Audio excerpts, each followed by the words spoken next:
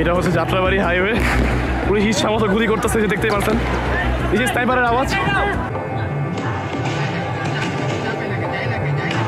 2024 সালের 5 আগস্ট ঢাকার অন্যতম ব্যস্ত এলাকা যাত্রাবাড়িতে পুলিশের নির্বিচার গুলিতে কমপক্ষে 52 জন নিহত হন বলে বিবিসি আইয়ের একটি অনুসন্ধানে উঠে এসেছে।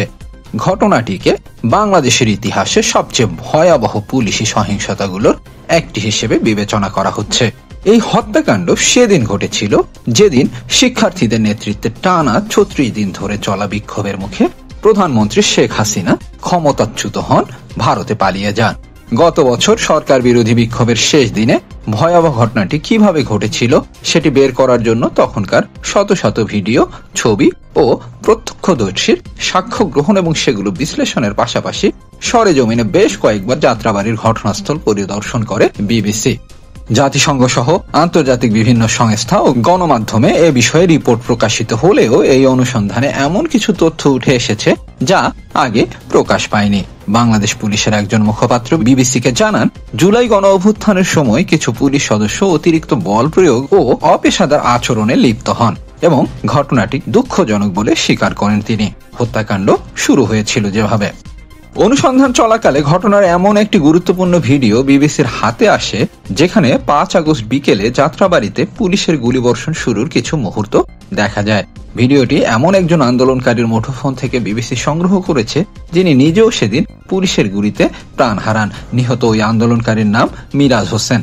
পুলিশ যখন বিক্ষোভকারীদের উপর গুলিবর্ষণ শুরু করে সেই সময়ের ভিডিও ধারণ করেছেন মিরাজ হোসেন।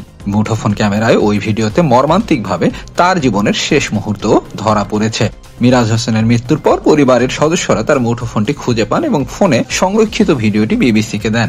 ভিডিওর মেটাডাটা বিশ্লেষণ করে দেখা যায় সেদিন নির্বিচারে গুলিবর্ষণের ঘটনাটি শুরু হয়েছিল বেলা 2:43 ভিডিওটি যাত্রাবাড়ি থানার মূল ফটকে বিক্ষোভকারীদের সামনে সেনাবাহিনীর একটি দলকে দাঁড়িয়ে থাকতে দেখা যায়।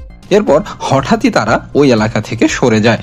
এই ঘটনার কিছুক্ষণের মধ্যেই যাত্রাবাড়ি থানার ভেতরের পুলিশ সদস্যরা ফটকের সামনে অবস্থানরত বিক্ষোভকারী জনতার উপর আকস্মিকভাবে গুলিবর্ষণ শুরু করেন। থানার উল্টো দিকে অবস্থিত একটি ভবনের সিসিটিভি ক্যামেরা ফুটেজে দেখা যায় পুলিশ গুলি চালানো শুরু করার পর প্রাণ বাঁচাতে গলির ভেতর দিয়ে ছুটে পালাচ্ছেন বিক্ষোভকারীরা। ওই সময়ের আরেকটি ভিডিওতে আহত ব্যক্তিদের শরীরে লাথি মারতেও দেখা যায় পুলিশকে। হত্যাকাণ্ড চলেছিল কতক্ষণ? অনুসন্ধানে দেখা গেছে 5 আগস্ট বিকেলে যাত্রাবাড়ি থানার সামনে 30 মিনিটের বেশি সময় ধরে হত্যাকাণ্ড চালানো হয়েছিল। ঘটনার সময়ের কিছু ড্রোন ভিডিও বিবিসির হাতে এসেছে। ভিডিওর মেটাডাটার তথ্য বিশ্লেষণ করে দেখা যায় বেলা 3:17 যাত্রাবাড়ির থানার সামনের মহাসড়কে বিক্ষোভকারীদের উপর গুলি চালাচ্ছিল পুলিশ। এরপর তাদের বড় একটি দলকে থানার উল্টো পাশে অবস্থিত একটি অস্থায়ী সেনা ব্যারাকে আশ্রয় নিতে দেখা যায়। ড্রোন ভিডিওতে মহাসড়কের উপর হতাহতদের একাধিক মৃতদেহ পড়ে থাকতেও দেখা গেছে। ভ্যান, রিক্সা ও বাইকে করে আহত ব্যক্তিদের হাসপাতালে নিয়ে যাওয়ার চেষ্টা করেন আন্দোলনকারীরা।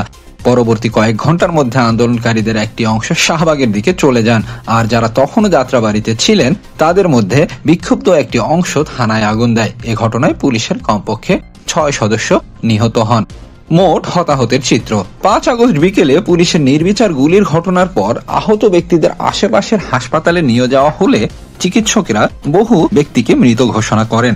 সেদিন যাত্রাবাড়িতে অন্তত 30 জন বিক্ষোভকারী নিহত হন বলে প্রাথমিকভাবে জানা যাচ্ছিল, কিন্তু গণমাধ্যমে প্রকাশিত তখনকার খবর, নিহত ব্যক্তিদের পরিবারের সাক্ষাৎকার, হাসপাতালের নথি ও সামাজিক যোগাযোগ মাধ্যমের বিভিন্ন পোস্টের সত্যতা যাচাই করার পর বিবিসি দেখেছে 5 আগস্ট যাত্রাবাড়িতে কমপক্ষে 52 জন সাধারণ মানুষ নিহত হন। এর বাইরে সেদিন আরো অন্তত 6 পুলিশ সদস্য নিহত হন। বিচার ও তদন্ত। 5 আগস্ট এর ঘটনায় যাত্রাবাড়ি থানার পুলিশ কর্মকর্তাদের বিরুদ্ধে বেশ কিছু মামলা হয়েছে। এর মধ্যে থানার তৎকালীন ভারপ্রাপ্ত কর্মকর্তা আবুল হাসানের বিরুদ্ধেও মামলা করা হয়েছে, যিনি হত্যাকাণ্ড চলাকালে ঘটনাস্থলে উপস্থিত ছিলেন। পুলিশ বাহিনী জানিয়েছে তারা ঘটনার সঙ্গে যুক্ত কর্মকর্তাদের বিচারের মুখোমুখি করার জন্য প্রয়োজনীয় পদক্ষেপ নিতে শুরু করেছে। বিবিসিকে এক ইমেল বার্তায় বাংলাদেশ পুলিশ বলেছে তারা ইতিমধ্যে পুঙ্খানুপুঙ্খ ও নিরপেক্ষভাবে বিষয়টির তদন্ত কার্যক্রম শুরু করেছে। গণ আন্দোলন সংক্রান্ত যাবতীয় ফৌজদারি মামলা সর্বোচ্চ গুরুত্ব দিয়ে বিবেচনা করা হচ্ছে, যাতে ঘটনার সঙ্গে যুক্ত প্রত্যেক অপরাধীকে আইনের আওতায় এনে ন্যায় বিচার নিশ্চিত করা যায়। ওই ঘটনার সময় সেনা সদস্যদের ভূমিকার বিষয়ে মন্তব্য জানতে বাংলাদেশ সেনাবাহিনীর সঙ্গে যোগাযোগ করা হলেও কোনো সাড়া পাওয়া যায়নি।